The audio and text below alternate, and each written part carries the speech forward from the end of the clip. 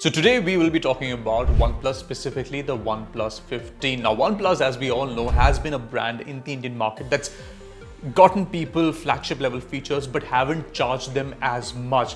However, the concerning bit for OnePlus is that their shipments in India have been dipping over the past couple of years. Take a look at this chart. This is the IDC data, the recent one, and in Q3 they really haven't been doing that good, and which is becoming concerning for OnePlus as a brand. However, it's still saying that we can give you the best, and a lot is riding on this phone, the OnePlus 15. So can things really change for this brand in India?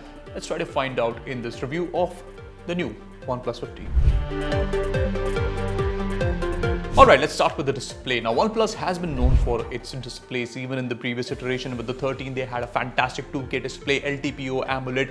Nothing was wrong with it, but OnePlus says that we're going to up that game a little with a 165Hz refresh rate screen. Now I know people might say that this seems overkill. Who uses 165Hz? However, I don't think people would mind having a very smooth experience when they are scrolling content, which is evidently available on the OnePlus 15. Yes, I know the downgrade is that you are now getting a 1.5K screen instead of a 2K, but that doesn't kill my experience, and I don't mind that. Because again, this is a really bright screen, it's LTPO, it's got bright colors, the touch response feels great, and of course, the 120Hz default that you get is good. The only thing is the 165Hz will only be used for a couple of games, and that's about it. And what really matters to buyers is what you're getting. That's consistency, because this display feels good every time you see it. There are no color shifts, there are no issues. So overall, I think even if it is a 1.5K display, it's still a very good display.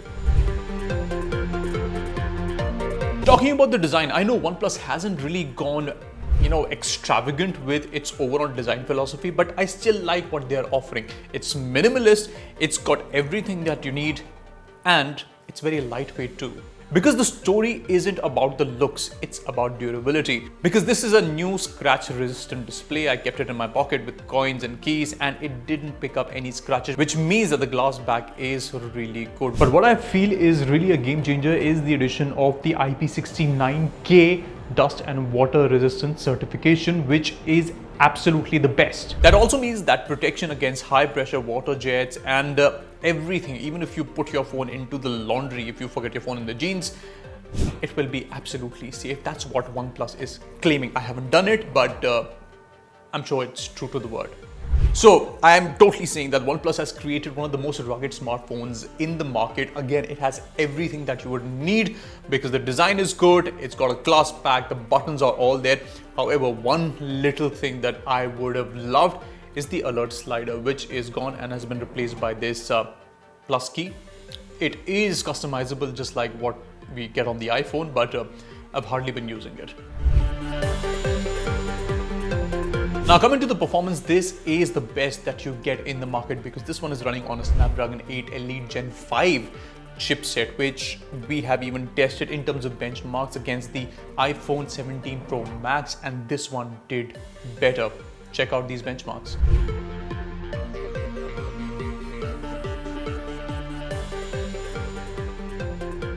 And not only about benchmarks, the overall ecosystem, even with the UI and functionality, the OnePlus 15 feels great in the hands. All of the applications just open that fast, and even gaming is fantastic on this phone. So overall performance wise, I would say you're getting one of the cleanest experience and the fastest experience on a smartphone. You won't have any complaints. It's just that if you're okay with the new additions in terms of UI and AI, OnePlus 15 is a good option. And the phone is genuinely super fast in day-to-day use. Apps open instantly, animations are clean.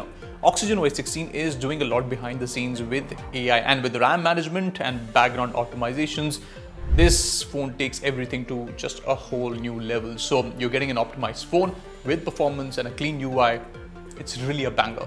And the part that's interesting is that OnePlus is also pushing the gaming narrative on this phone because it's offering higher sustained performance, better touch latency, and fancy graphics even at the launch event. But honestly, how many people in India would actually care about the gaming prowess of the OnePlus 15? Because this brand started out by saying that we will give you flagship features, everything bundled into one smartphone, but they never went after a target market. But this time they're saying, gamers, we have a phone for you.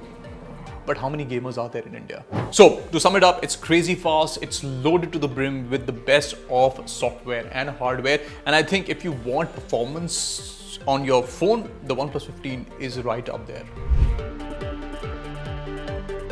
Alright, moving to the cameras, I will confess and say that the experience hasn't been that good. The Hasselblad branding is gone, and well, OnePlus was never known for its cameras, but even this time when they had the opportunity to improve without Hasselblad's engineering, they really haven't done a lot.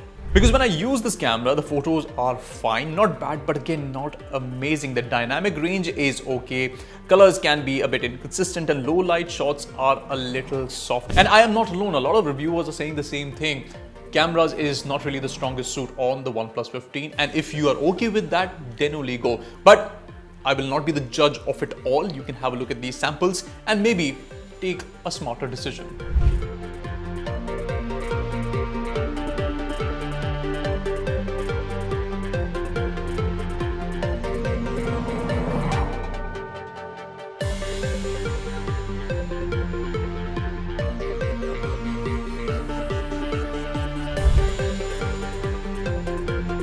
Now, when it comes to the battery, this indeed is a behemoth. 7300 mAh on a phone this slim, and also it gets topped up with 120 watt fast charging, which means you can charge your phone from 0 to 100 in just 53 minutes, which is fantastic. And I was able to get around 2 days of battery backup on medium and regular usage, your WhatsApp, your Instagram and emails, and that is fantastic, especially for people who are always on the go and want a phone that can sustain charge for a longer time. So again, no drama, no overheating, no throttling. This is indeed one of the best battery phones that you can get in the market. The good part is you also get the charger bundled in the box. So comprehensively, a good battery phone is what you're getting with the OnePlus 15. So here's where things get a little interesting. OnePlus has priced the OnePlus 15 in India at 72,999 for the base variant, which is higher than what they launched the OnePlus 13 for. Now this becomes a little puzzling. Yes, I understand you're getting great hardware on this phone. However, to bump the price up in a market that is also cost conscious, will that really play off for OnePlus 15? I don't really know. Because in terms of hardware, they have hit the nail. Everything on this phone, except yes, the camera could have been better, is spot on. And if you want a comprehensive flagship with all of the additions and a future-proof device, the OnePlus 15 is indeed a good phone, and I will definitely recommend if you're looking for a flagship under 75,000 rupees. That's it for this video. Hopefully you liked it. Let us know in the comments what you think about the newly launched OnePlus 15 and whether you would actually buy it. And if the competition is better in the market, let us know which phones actually give a tough run for its money, because I know a few which I'll let you know in the later videos. Take care, guys.